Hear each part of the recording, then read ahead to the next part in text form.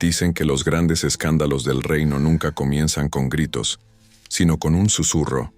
Y así fue como el nombre de Ana María de Balcázar, una dama de honor sin fortuna pero con un corazón limpio, se convirtió en un secreto que nadie quería pronunciar y que todos repetían a escondidas. Una mirada mal interpretada, una carta perdida y la envidia de una condesa bastaron para destruir su vida en una sola noche. Rechazada por la corte, expulsada sin juicio ni defensa, Ana María caminó bajo la lluvia con el alma hecha trizas y el orgullo aún en pie.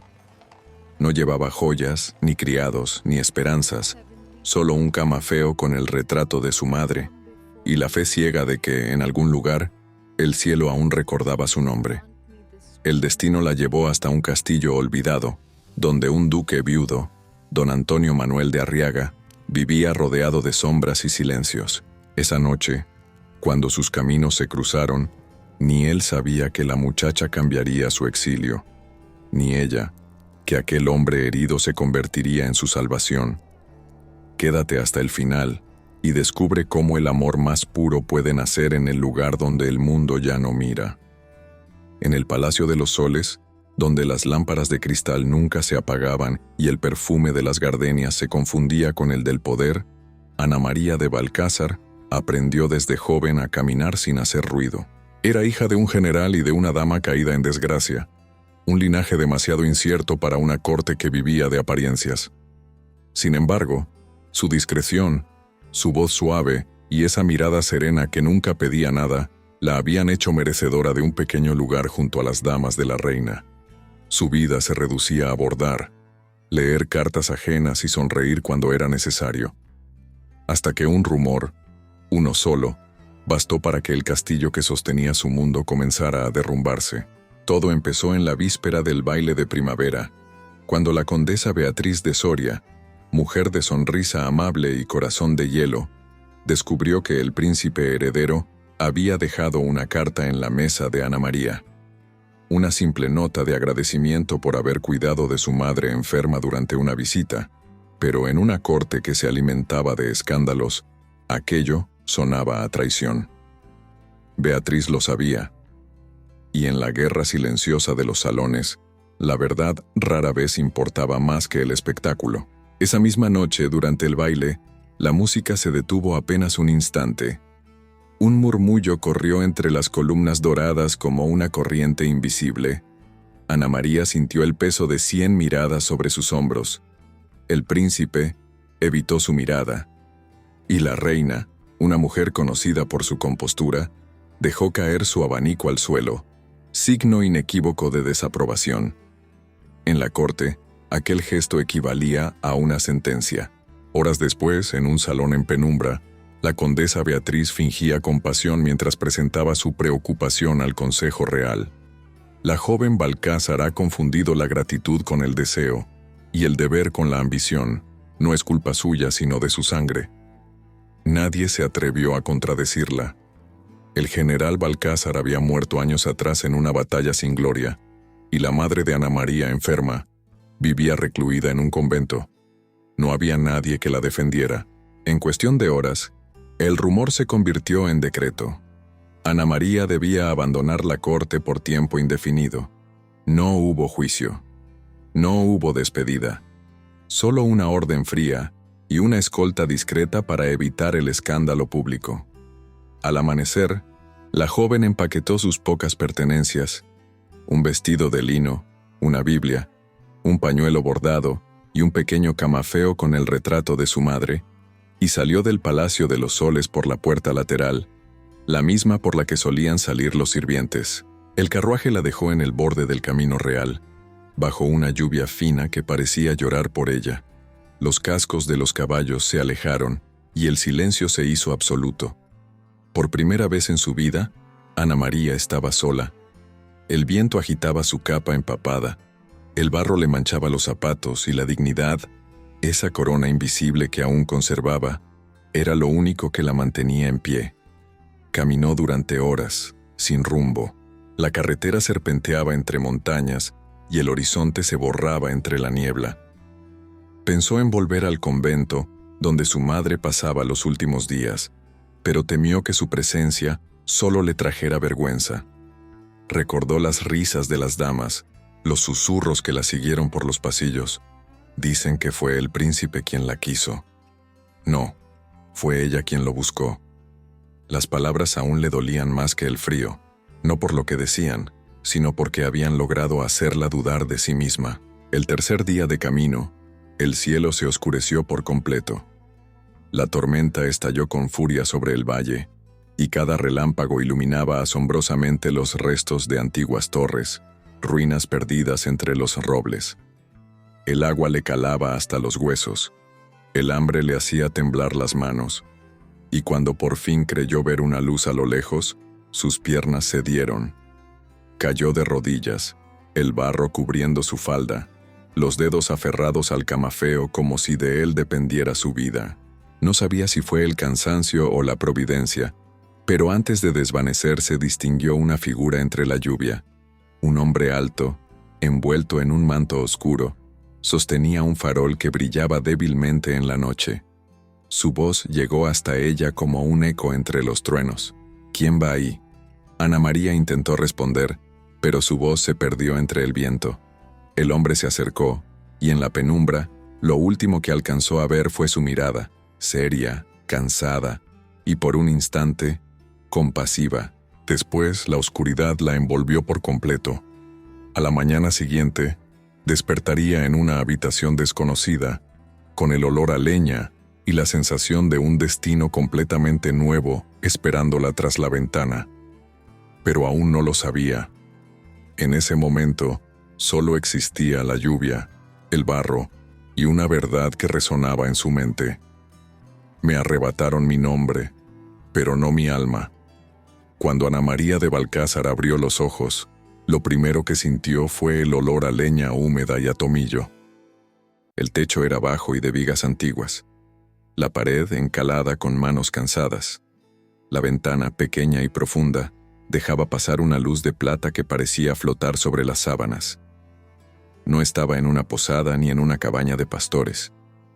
El silencio tenía otra densidad, como si lo guardaran muros demasiado viejos para seguir sosteniendo secretos.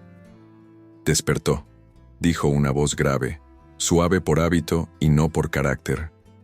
Una mujer entró con una jarra humeante. Era de mediana edad, delgada, con la espalda recta como una regla y un pañuelo oscuro anudado en la nuca. Soy doña Sol, ama de llaves. Ha tenido fiebre. No hable aún. Beba. El caldo de hueso y hierbas le devolvió a Ana María la noción de su cuerpo. El peso en los párpados, la lengua áspera, la punzada en las rodillas por la caída en el barro. Intentó incorporarse. Despacio. Anoche, el señor la trajo en brazos desde el camino. Doña Sol miró apenas el camafeo que colgaba bajo la clavícula. Nadie se muere en la puerta de Arriaga si puedo evitarlo, ni los ricos ni los avergonzados. ¿Arriaga?, susurró Ana María.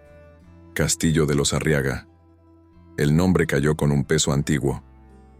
Tierra del duque, don Antonio Manuel. Él la encontró. La puerta se abrió con un golpe corto. Entró un hombre alto, capa de viaje todavía húmeda, el cabello oscuro pegado a la frente como si la lluvia se negara a recordarle que ya había pasado. Ojos severos, cansados, con una claridad fría. No llevaba joyas ni bastón. El sello de su estatura estaba en la manera de ocupar el aire. ¿Puede sentarse?, preguntó. No era una pregunta del todo. Ana María obedeció. Las manos le temblaron. Él lo advirtió y fingió no verlo. Soy Antonio Manuel de Arriaga. Una inclinación mínima, la cortesía exacta. Mi guardabosques oyó ladrar a los perros del postillón. La hallé junto al meandro, casi sin pulso. Ella bajó la mirada. Le debo la vida, mi señor. La vida no me pertenece. Respondió, áspero, solo el techo. ¿De dónde venía? Ana María abrió la boca. Palabras como corte, condena, mentira, abanico, se agolparon, y aún así no salieron. El juicio murmurante de Palacio se había clavado en su lengua. De la carretera, dijo por fin. Buscaba un lugar donde pasar la noche.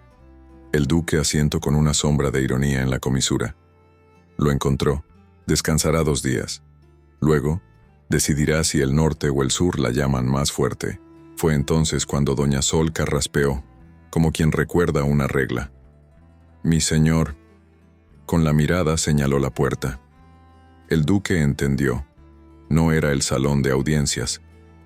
Mientras se recupera, no salga del corredor de servicio sin acompañamiento. En Arriaga las escaleras son antiguas y las lenguas más. Se retiró sin esperar respuesta. Ana María sintió, en su estela, algo parecido a un alivio injustificado.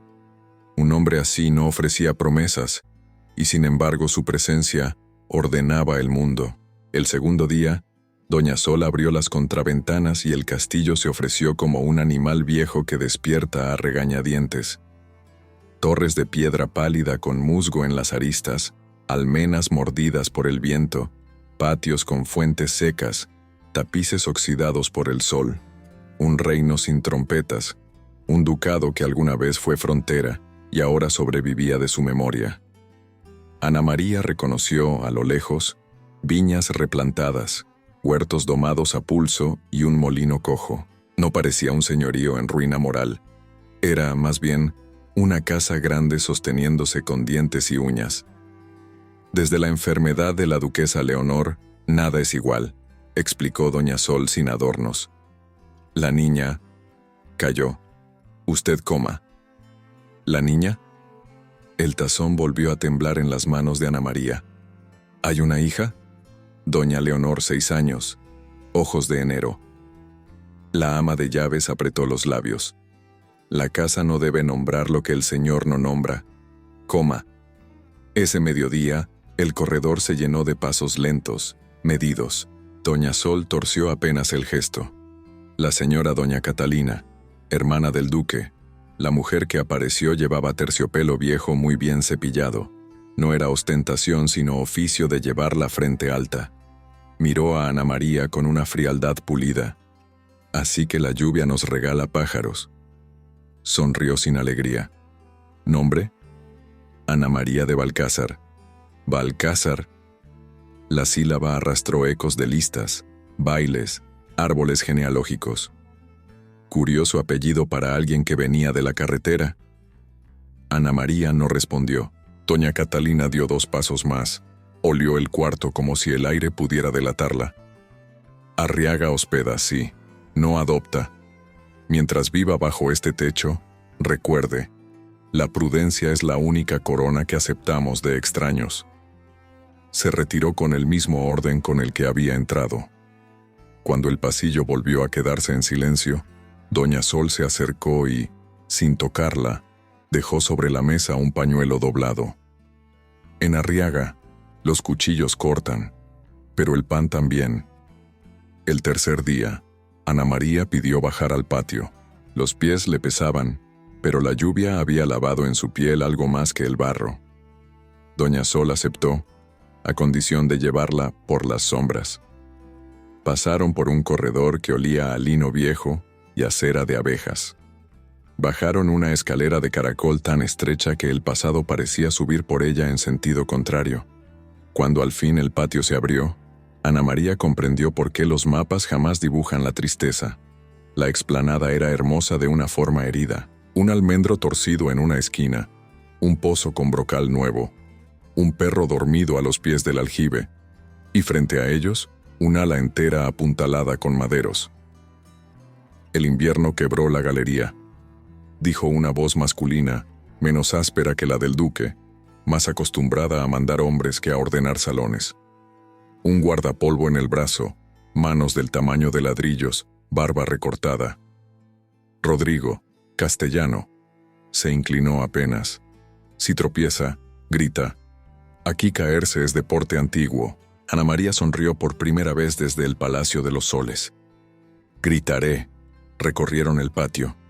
Vio a 2 criadas remendando toldos, al herrero probando una bisagra, a un mozo limpiando una ballesta con mimo de cirujano. A cada tarea, un silencio eficaz. No era la obediencia muda de palacio. Era el acuerdo silencioso de quienes han decidido sostener algo entre todos. En una sombra junto al poste del pozo, una niña observaba. Cuerpo menudo, vestido gris claro, cabello negro recogido en una cinta estrecha. Ana María la vio, y la niña desvió la mirada con rapidez calculada, como quien teme que el mundo espere de ella un gesto que no puede dar. «Doña Leonor», murmuró doña Sol, sin acercarse. La niña apretó el libro que escondía tras la espalda. Ana María reconoció la encuadernación. Fieltro azul, orla dorada, cuentos de caballeros y viejas rutas. Sonrió con los ojos. No se atrevió a más. «Las niñas no hablan con extraños», dijo una voz detrás. El duque estaba a 3 pasos, como si siempre hubiera estado allí. Leonor se pegó a su capa, el mentón alto, igual que su tía, y sin embargo, más frágil. «Yo tampoco», respondió Ana María con calma. «Pero los libros sí». Se inclinó un poco hacia Leonor sin invadir. «Ese tiene un dragón que no muere, solo duerme cuando escucha canciones». Los ojos de la niña parpadearon, un destello mínimo. El duque lo vio y, sin mirarla, cambió de asunto. «Rodrigo, la galería, ¿cuánto aguanta?» «Hasta la luna nueva, con suerte». «Hágalo sin ruido». Alzó por fin la vista hacia Ana María. «La fiebre se fue, la deuda no». «Me iré al amanecer», dijo Ana María. «No hable de irse hasta caminar sin tambalear», cerró él. «No me gustan los espectáculos». Aquella tarde, el cielo limpió. En la cocina baja, el rumor de cucharas y cuchillos tenía un ritmo que Ana María recordó de su infancia. La música de las casas que funcionan. Doña Sol le permitió pelar manzanas. Rodrigo pasó a pedir sal gruesa y sin querer, dejó una historia. 3 inviernos atrás, la duquesa enfermó. El duque llamó a médicos, capellanes, milagros. Leonor quedó con mirada de enero. El castillo dejó de reír de golpe. Nadie lo dijo con esas palabras. Bastó la forma en que alguien dejó una olla en la lumbre. En el umbral, doña Catalina apareció otra vez, ahora con guantes finos. «¿Manzanas?», preguntó, como si las frutas debieran pedir permiso para existir. «Para empanada», dijo doña Sol sin halagos. «Para la niña». La tía frunció un gesto que en otra casa habría sido ternura. «No acostumbren a Leonor a sabores que no podemos prometer todos los días». Se marchó. Ana María sostuvo el cuchillo con firmeza. Sintió con claridad nueva que en Arriaga los afectos debían conquistar su derecho con trabajo y discreción, igual que el pan.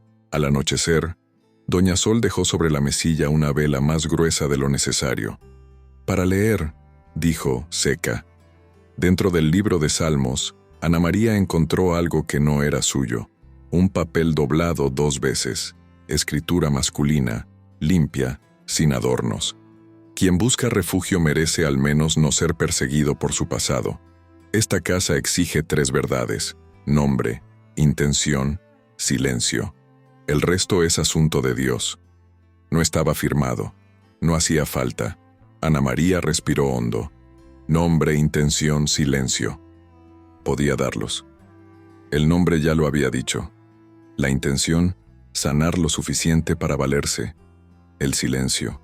El silencio era la única riqueza que la corte le había dejado. El 4.º día volvió al patio sin compañía. El aire olía a piedra tibia. Leonor estaba sentada en el escalón del aljibe, el libro abierto. Ana María se detuvo a 3 pasos.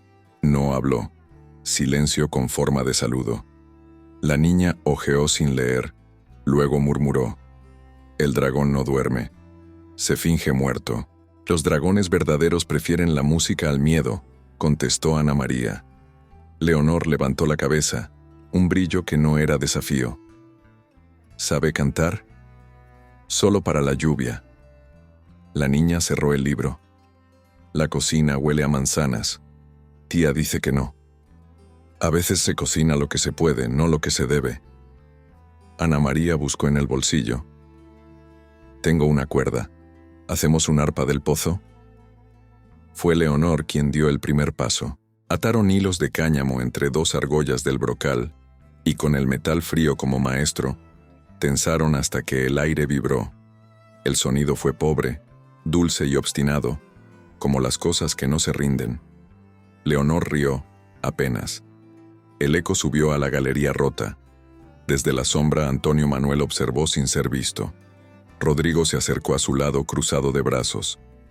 «Respira mejor», dijo el castellano, sin especificar si hablaba del castillo, de la niña o del señor. «Mientras no confunda gratitud con permanencia», respondió el duque. Su voz quiso ser piedra, no lo consiguió del todo. Esa noche, doña Catalina entró al despacho del duque sin anunciarse. «Sabes que los apellidos viajan más rápido que la peste. Balcázar no es un mendrugo». «Lo sé», dijo él. «¿Y?» «El castillo no pregunta por qué llueve cuando tiene goteras». «No confundas piedad con gobierno, hermano. Si la corte husmea y encuentra a una dama caída viviendo en Arriaga, harán de tu piedad un arma. Ya te han hecho sangrar». El duque guardó silencio un instante. Luego, «En esta casa, nadie llama arma a una mujer enferma de lluvia». Doña Catalina apretó los labios. «Entonces protégela bien, o que se vaya antes de que la vean venir. Aquí los milagros cuestan el doble». El quinto día, el destino llamó, no con trompetas, sino con un sello de lacre. Rodrigo trajo un sobre al patio, del Consejo de la Corona. Dejó la carta en la mesa de piedra. «Para el señor de Arriaga». El duque rompió el sello. Leyó. Sus ojos no cambiaron, pero el aire sí. «La corte anuncia visita. Inspección de rentas. 2 días». Doña Catalina dejó escapar el suspiro que llevaba guardando desde que nació. Doña Sol apretó el cucharón. Leonor cerró su libro de golpe. Ana María sintió el peso exacto de su apellido sobre el brocal del pozo. «Se oirán risas donde ya no sabemos reír», dijo doña Sol, «y pasos que miran». El duque guardó la carta. «Arriaga no teme ojos, teme incendios». Luego, hacia Ana María. «Cuando lleguen, no estará en el patio, ni en la galería, ni en la puerta». Ella sostuvo la mirada. «Lo entiendo. No ha dicho todavía su intención». Ana María respiró como quien cruza un umbral invisible. «No busco quedarme, mi señor. Busco no volver a donde me llaman mentira. Si debo irme cuando curen mis piernas, iré. Pero…» miró a Leonor que fingía no oír. «Si me permite, dejaré el arpa del pozo afinada, para la lluvia». El duque bajó la vista a sus manos, como si en las venas le cantaran voces muy antiguas. «Afinada, entonces». Esa noche, el castillo se acostó más tarde. Se barrieron patios, se taparon grietas con ramas de pino, se colgaron cortinas que olían a limpio. Doña Catalina midió con los ojos la dignidad de los muebles. Rodrigo cambió la cuerda del portón. Doña Sol escondió, bajo la harina, un tarro de compota para tiempos de lengua amarga. Leonor dejó sobre el alféizar una piedrita del río para espantar pesadillas. Y Ana María, en la penumbra de la cocina, bordó a toda prisa un pequeño paño con una estrella mínima, para que alguna mesa, aunque fuera la de servicio, recordara que, incluso cuando llega la corte, hay cosas que no pertenecen a su juicio. Al apagar la vela, repetía para sí: nombre, intención, silencio. Afuera, el viento recorría las almenas como un centinela sin ganas. Faltaban 2 días para la inspección, y cada paso que se oía en el corredor parecía un ensayo de lo que estaba por entrar. Arriaga aguardaba sin capitular. Y en el centro de ese animal de piedra y memoria, Ana María comprendía que su caída no había terminado. Apenas estaba aprendiendo a caer de pie. El amanecer llegó sin piedad. El cielo sobre Arriaga parecía de plomo, y el aire espeso de presagios. Desde la torre norte las banderas recién lavadas ondeaban con una obediencia forzada. Los criados iban y venían en silencio, cada paso medido, cada respiración contenida. La visita del Consejo Real no era una cortesía, era un examen y todos en el castillo lo sabían. Ana María de Balcázar se despertó antes del alba. Había dormido poco, con la sensación de estar a punto de perder algo que aún no comprendía del todo. El espejo frente a ella devolvía un rostro más firme, menos herido, pero los ojos seguían cargando la memoria del destierro. Alisó su vestido de lino, el único que poseía, y lo cubrió con un chal gris prestado por Doña Sol. No tenía joyas, ni adornos, solo el camafeo de su madre. No necesitaba más. Su batalla, pensó, sería pasar desapercibida. En el patio, los carruajes del concejo se detuvieron con el ruido seco de las ruedas sobre la piedra mojada. Bajaron hombres con capas pesadas, medallas en el pecho, plumas negras en los sombreros, y entre ellos, el conde de Montiel, un viejo cortesano de sonrisa lenta y lengua afilada. Así que, el castillo aún respira, dijo, mirando a su alrededor. Creí que Arriaga se había rendido al silencio. El duque Antonio Manuel lo recibió con una reverencia breve. El silencio no siempre es rendición, mi señor, respondió con frialdad. A veces, es defensa. La tensión se podía cortar con un cuchillo. El conde sonrió con esa clase de amabilidad que suele preceder a la crueldad. Dicen que el aislamiento hace florecer los fantasmas, duque. Espero que esta inspección traiga luz, y no más sombras. A su alrededor, los miembros del consejo fingían inspeccionar los pasillos, los inventarios, los libros de renta. Pero sus ojos buscaban otra cosa. Buscaban escándalo. Buscaban debilidad. Fue en ese momento que doña Catalina, vestida con la elegancia de quien nació para los salones, se acercó discretamente a su hermano. «No permitas que suban al ala este», susurró. «Allí duerme la tormenta». El duque asintió, pero el destino, como siempre, ya había decidido su propio recorrido. En la cocina, Ana María ayudaba a doña Sol a preparar el banquete. Pelaba manzanas, cortaba pan, avivaba el fuego. Sabía que debía mantenerse invisible, pero el murmullo del patio le llegaba igual, como si el castillo entero contuviera la respiración. «No subas», ordenó doña Sol. «Hoy el aire lleva veneno». Ana María asintió, aunque una parte de ella deseaba mirar, solo para entender qué amenaza exacta los envolvía. El eco de pasos resonó en el corredor. Leonor, la pequeña, apareció en la puerta con el libro de dragones apretado contra el pecho. «Han entrado en la galería», susurró. «El hombre del sombrero me preguntó tu nombre». Ana María sintió un nudo en el estómago. «¿Qué respondiste?» «Que te llamas la que canta para la lluvia». La niña sonrió con orgullo inocente. No supe decir más. Doña Sol soltó el cucharón, pálida. «Que Dios nos ampare». Arriba, el conde de Montiel recorría el ala prohibida. El polvo en el aire parecía oro viejo, los retratos cubiertos con sábanas, las ventanas selladas con tablones. «Aquí, en cambio, respira la melancolía», murmuró, mientras pasaba el dedo por un marco de retrato. Levantó la tela. El rostro pintado era el de una joven de cabello oscuro y ojos serenos. «¿Quién es?», preguntó con tono teatral. «Mi difunta esposa, Leonor de Arriaga», contestó el duque sin vacilar. «Hermosa». El conde inclinó la cabeza. «Y joven. Murió de un mal que no tiene cura». «La corte», replicó Antonio Manuel con un filo de hielo en la voz. El conde sonrió de nuevo. «La corte muerde, sí, pero también premia. Dicen que hay una nueva huésped bajo tu techo, una mujer de pasado incierto. ¿Cómo se llama?» El duque lo miró con tal calma que el silencio pesó más que cualquier respuesta. «En Arriaga, los nombres no se juzgan», dijo. «Entonces confirmas que existe». Doña Catalina intervino con una reverencia hábil. «Una viuda que mi hermano acogió por caridad. ¿No es de interés para el consejo?» El conde la midió con una sonrisa torcida. «Caridad. La palabra más peligrosa en boca de los poderosos».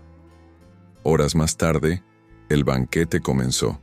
La mesa larga, adornada con candelabros de plata y pan recién horneado, olía a vino y prudencia. Los invitados reían con la rigidez de quienes saben que cada carcajada puede ser usada en su contra. El duque comía poco, escuchando demasiado, y fue entonces cuando el conde de Montiel, con un gesto distraído, sacó un pequeño papel de su bolsa. «Hoy, en la capital, se ha hablado de ti, duque», anunció. «De tu casa, y de una dama con un apellido que me resulta familiar. Balcázar, creo». El silencio cayó como una losa. Doña Catalina apretó los dedos sobre el borde de su copa. Ana María, desde la puerta de servicio, sintió cómo la sangre le abandonaba el rostro. El conde continuó, gozando del momento. Curioso, ¿no? Una dama expulsada por falta de virtud y ahora, protegida por un viudo honorable. El veneno era perfecto. No necesitaba pruebas. Solo eco. El duque se levantó despacio. «Mi señor conde», dijo con una serenidad que heló la sala, «le ruego recordar que bajo este techo no se miente impunemente». «¿Entonces lo niegas?» «Niego la intención de la malicia. Y niego, sobre todo, que un alma herida deba ser sacrificada para entretener la lengua de los ociosos». Los murmullos se ahogaron. El conde sonrió, satisfecho. Había conseguido lo que quería, exponerlo. «Qué noble, qué poético», dijo. «Pero en la corte, duque, la compasión suele confundirse con deseo». El duque Antonio Manuel dio un paso al frente. «Y en la corte, conde, el deseo suele esconderse detrás de la palabra honor». Sus miradas se cruzaron como espadas. Nadie respiró. Aquella noche, el consejo partió antes del amanecer. La inspección se había cerrado sin conclusiones. Pero todos sabían que las consecuencias llegarían más tarde, en cartas selladas y rumores finamente bordados. Cuando el último carruaje desapareció por el sendero, el duque se quedó solo en el patio, bajo un cielo que comenzaba a clarear. Ana María apareció en el umbral de la cocina, sin atreverse a avanzar. Él no la miró, pero habló igual. «Tu nombre volvió a la corte». Ella bajó la cabeza. «Lo sé. No fue mi intención traer desgracia». «La desgracia no la traes tú», dijo él. «La traen los hombres que no soportan ver a alguien vivir sin miedo». Se miraron por primera vez indefensas. El viento agitó la capa del duque. El amanecer bañó el patio con un brillo débil, casi piadoso. «¿Y ahora?», preguntó ella. «Ahora», respondió él. «Ahora veremos si la verdad puede sobrevivir al silencio». Ana María dio un paso hacia adelante. «Y si no puede, mi señor, entonces la esconderemos juntos». El eco de esas palabras se quedó flotando entre los muros, como si el castillo mismo entendiera que algo había cambiado para siempre. El amanecer trajo una calma falsa, como esas horas después de la tormenta en las que el aire aún no decide si será alivio o castigo. El duque Antonio Manuel no durmió. Caminó por el corredor del ala este, el de las sombras largas, donde los retratos de sus antepasados parecían observarlo en silencio. Todos ellos, hombres de guerra y decreto, de espadas y títulos. Ninguno conocía el dilema que ahora lo consumía.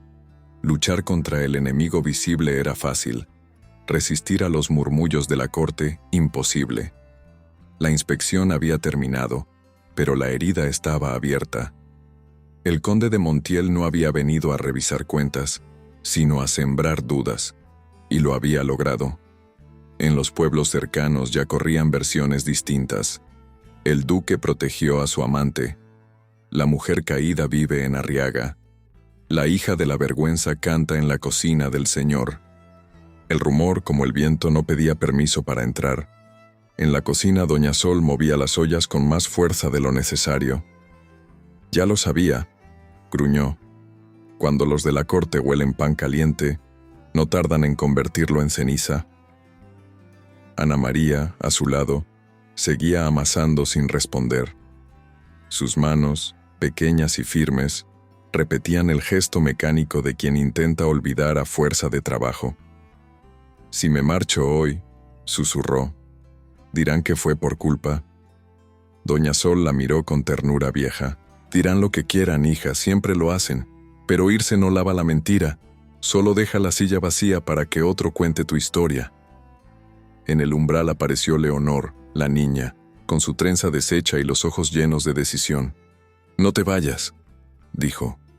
Ana María se arrodilló frente a ella. A veces, los adultos deben irse para proteger lo que aman. «Entonces quédate y protégeme aquí», respondió la niña, sin temblar. El silencio que siguió fue tan denso que ni el fuego se atrevió a crepitar.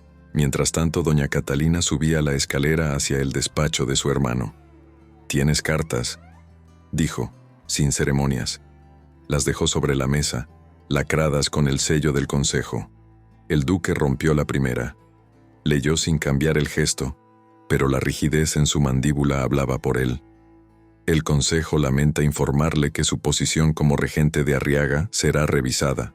La presencia de la dama Balcázar, condenada por deshonor, compromete la reputación de la corona. Se le ordena entregarla en custodia para interrogatorio en la capital. Doña Catalina esperó. «¿Qué harás?». Él dejó la carta sobre la mesa con una calma que solo tenían los hombres que ya han decidido antes de pensar. «Nada».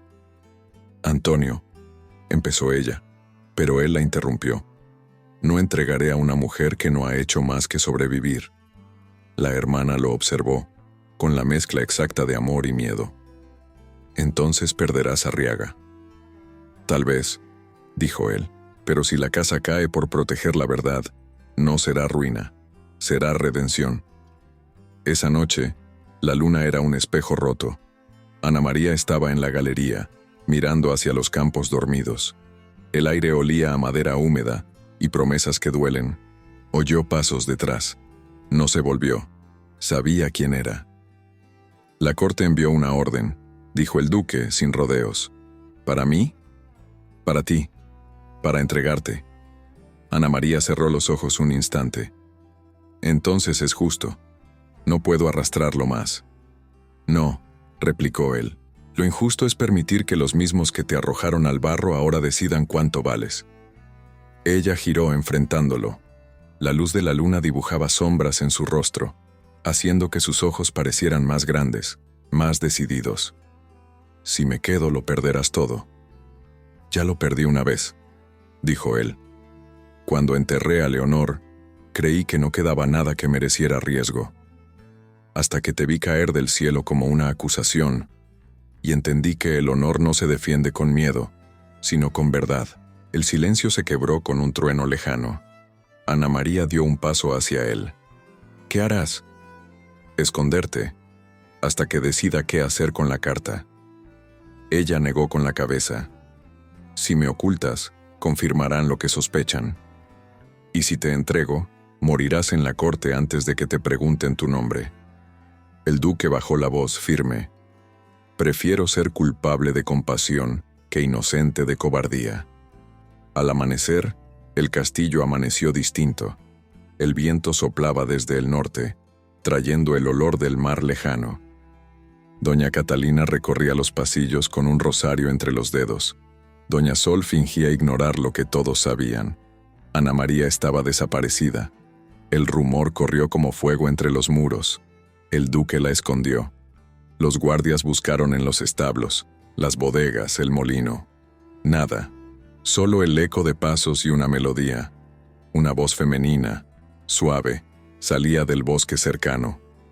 El canto se confundía con el murmullo del arroyo. El duque Antonio Manuel siguió el sonido. La encontró junto al viejo puente de piedra, el mismo donde los campesinos dejaban flores para los ausentes. Ella estaba de pie, mirando el agua. «¿Por qué no huyes más lejos?», preguntó él. «Porque las huidas solo cambian el paisaje», respondió ella. «No la culpa». Él se acercó despacio. «¿Y qué culpa llevas tú?». «La de haber nacido mujer en un mundo donde la inocencia nunca basta». El duque la miró como si en ese momento entendiera la magnitud exacta del precio que ambos estaban por pagar. «Entonces que lo digan», susurró. «Que digan lo que quieran, pero que no digan que Arriaga entregó a una inocente». Ana María levantó la vista. Eso te convertirá en traidor. No, me convertirá en hombre. El viento arrastró las últimas palabras hacia el valle. El canto de los pájaros volvió tímido, y mientras el sol subía entre los robles, Ana María de Balcázar comprendió que ya no era una fugitiva, era la mujer por la que un hombre desafiaría a la corona. Esa noche, el castillo encendió todas sus velas, no por fiesta, sino por desafío. Cada llama era un testimonio silencioso de una decisión tomada. El duque escribió una carta breve al consejo. La dama Balcázar no será entregada. Si la verdad de un alma vale menos que una firma, entonces quédense con la firma. Yo me quedo con el alma. Firmó con su propio sello y la dejó sobre la mesa. Después, salió al balcón. El viento del norte soplaba con fuerza, pero él no lo sintió. Abajo en el patio, Ana María lo miraba en silencio. No hizo falta palabra alguna. Ambos sabían que desde ese momento el honor tendría un precio, y ellos estaban dispuestos a pagarlo juntos. La carta del duque Antonio Manuel llegó a la capital en un carruaje sin escolta, sellada con cera roja y escoltada únicamente por el rumor de que contenía una declaración que haría temblar a la nobleza. 3 días después, el silencio del consejo fue más elocuente que cualquier respuesta. No contestaron con tinta, sino con decreto. El mensajero que llegó a Arriaga no vestía de noble, sino de soldado. Traía una orden firmada con el sello real. El duque Antonio Manuel de Arriaga será convocado para responder por desacato. La dama Ana María de Balcázar será trasladada a la capital para su interrogatorio. En caso de resistencia, el ducado quedará bajo intervención de la corona. Doña Catalina fue la primera en leerla. La mano le tembló al sostener el papel. «Han decidido destruirte, hermano», dijo en voz baja. El duque no respondió. Sus ojos, firmes, parecían medir la distancia exacta entre el deber y la pérdida. Esa noche, el castillo se llenó de sombras. Los criados susurraban, los caballos relinchaban inquietos, y hasta el viento parecía contener la respiración. En la capilla, Ana María encendió una vela. La llama tembló igual que su voz cuando comenzó a rezar. No pedía milagros, solo fuerza para no retroceder. «No tienes que hacerlo», dijo una voz detrás de ella. Era el duque, sin capa, sin espada, sin corona, solo un hombre. «La corte ya me ha condenado», continuó. «Si entregarte pudiera salvar mi nombre, no lo haría. Si esconderte me cuesta la vida, tampoco lo evitaré». Ana María giró. «No entiendes, Antonio. Si no vas, te declararán traidor. Si voy, te destruirán igual». «Entonces que nos destruyan juntos», respondió con una calma que dolía más que el miedo. Ella cerró los ojos, conteniendo un sollozo. «No es justo. Nunca lo fue», dijo él, «pero esta vez no seremos los que callan». Al amanecer los soldados llegaron, 12 hombres con armaduras apagadas y mirada dura. El estandarte del rey ondeaba sobre el portón como un juez silencioso. Rodrigo, el castellano, intentó cerrar las puertas, pero el duque lo detuvo con un gesto. «No habrá sangre en Arriaga». El capitán del destacamento leyó en voz alta el decreto real, sin emoción. «Vengo por la dama Balcázar. Y por usted, mi señor». Ana María salió del corredor con la cabeza erguida.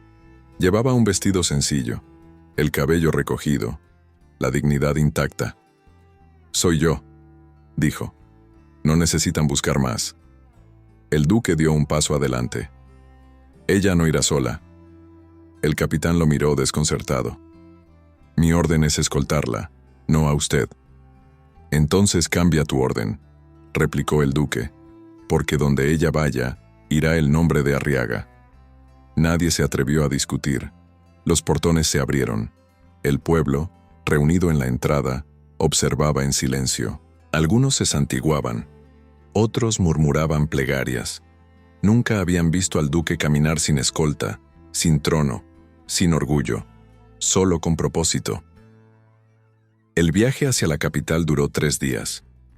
Durante el trayecto, Ana María y Antonio Manuel apenas hablaron. Compartían el mismo carruaje, el mismo silencio, el mismo destino incierto. A veces, sus manos se rozaban, otras se buscaban sin tocarse. Era un amor que no necesitaba palabras, porque ya había sido pronunciado en cada acto de sacrificio. La noche del segundo día, acamparon junto al río. El fuego crepitaba con timidez reflejándose en los ojos de ambos. Ana María miró las estrellas y habló con voz baja. ¿Alguna vez soñaste con escapar de todo esto? Solo cuando era niño, respondió él. ¿Y ahora? Ahora sueño con resistir. Escapar es para los que aún tienen a dónde volver. Ella sonrió con tristeza. Yo también era una niña cuando creí que el amor bastaba.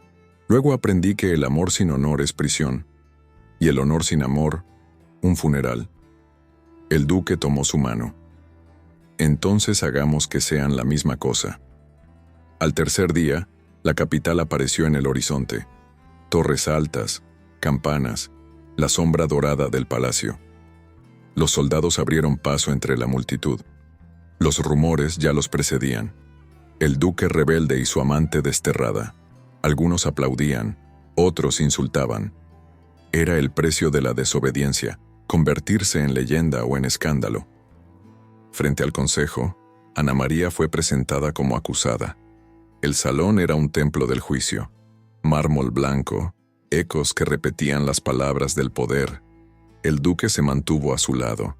El presidente del consejo habló con voz seca. Antonio Manuel de Arriaga se le acusa de desacato a la corona. Presente. Ana María de Balcázar se le acusa de deshonrar su título y conspirar contra el orden. Presente, dijo ella sin bajar la mirada. El conde de Montiel se levantó, satisfecho. ¡Qué cuadro más romántico! El duque que confunde la caridad con deseo, la caída con redención. El duque no respondió, solo avanzó un paso. No confundí nada. No salvé a una mujer, salvé mi conciencia. El salón murmuró. El presidente del consejo golpeó la mesa. Basta. Este juicio decidirá si el honor de Arriaga puede sostenerse. Ana María lo interrumpió.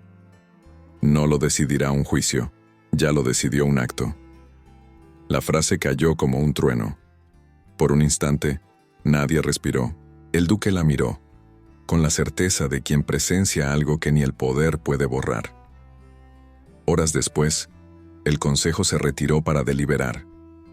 El duque y Ana María esperaban en una celda de mármol, custodiados por 2 guardias. Ella apoyó la cabeza sobre su hombro. Si muero mañana, prométeme que no olvidarás quién fui. Él sonrió con una tristeza serena. No podría, aunque lo intentara. La historia puede borrarte de los libros, pero no del corazón que la escribió contigo. El amanecer los encontró juntos, mirando la luz entrar por la ventana estrecha. Afuera, los pasos del mensajero resonaban en el pasillo. El veredicto estaba listo. Doña Catalina, desde lejos, rezaba. Doña Sol, en Arriaga, encendía velas. Y el castillo entero esperaba saber si aquel amor prohibido sería recordado como pecado o como milagro. El amanecer sobre la capital fue gris, casi metálico. La lluvia fina cubría los tejados del palacio y hacía que las campanas sonaran como si dolieran. Dentro del salón del consejo, las velas ardían con un brillo cansado, y el eco de los pasos resonaba como si cada piedra conociera ya el destino de los acusados. El duque Antonio Manuel de Arriaga y Ana María de Balcázar aguardaban de pie frente al estrado. El presidente del consejo, un hombre delgado con manos de mármol y voz sin alma, abrió el pergamino con solemnidad. Después de la deliberación, la corona declara culpable al duque de desacato y a la dama Balcázar de haber deshonrado su título. El silencio fue tan absoluto que hasta el viento pareció detenerse.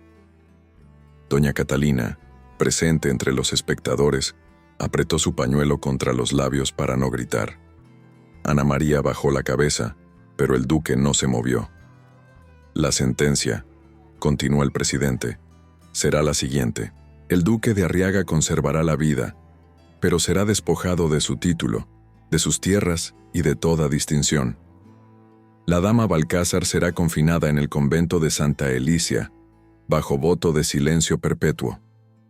Una exclamación recorrió la sala como una ola.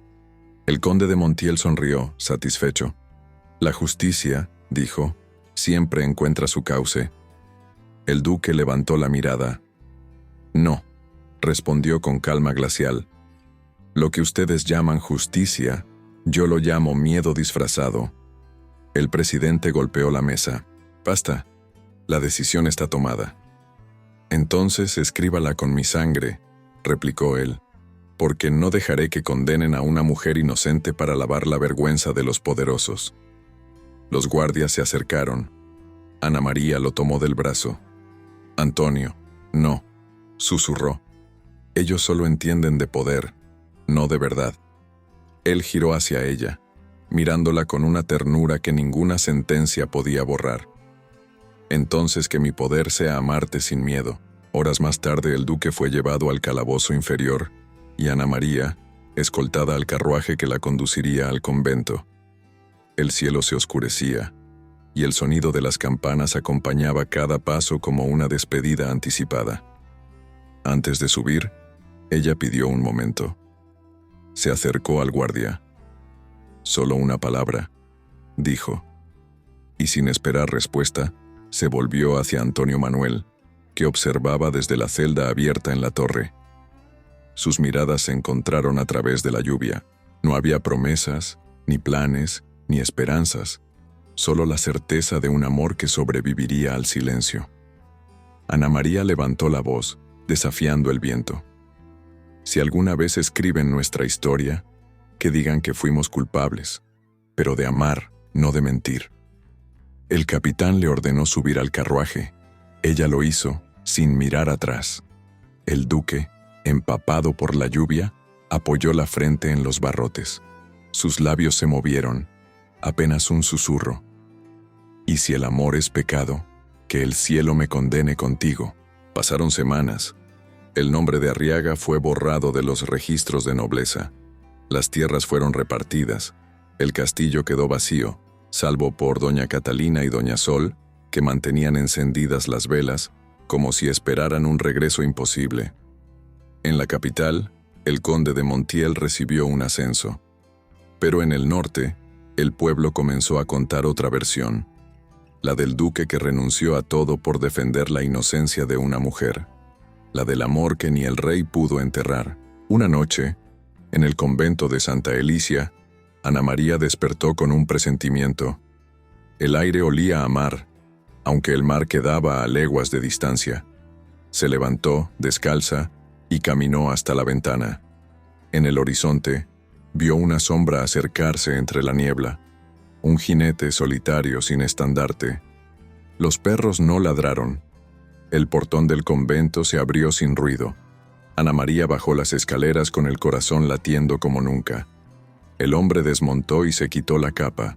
Era Antonio Manuel, más delgado, con los ojos cansados, pero vivos. «Dijeron que estabas muerto», susurró ella. «Y lo estuve», respondió él, «hasta que recordé que aún no te había vuelto a ver». Ella quiso hablar, pero él la interrumpió. «No vengo a llevarte lejos. Vengo a quedarme contigo. Si el mundo no tiene un lugar para nosotros, entonces lo construiremos con nuestras propias manos». Ana María sonrió entre lágrimas. «¿Y el honor?» «El honor ya lo pagamos. Ahora es hora de vivir». Esa noche, el convento entero quedó en silencio. Solo la luna fue testigo de dos almas que se encontraron por última vez, sin títulos, sin miedo, sin cadenas. Al amanecer, los monjes hallaron la celda vacía y la ventana abierta.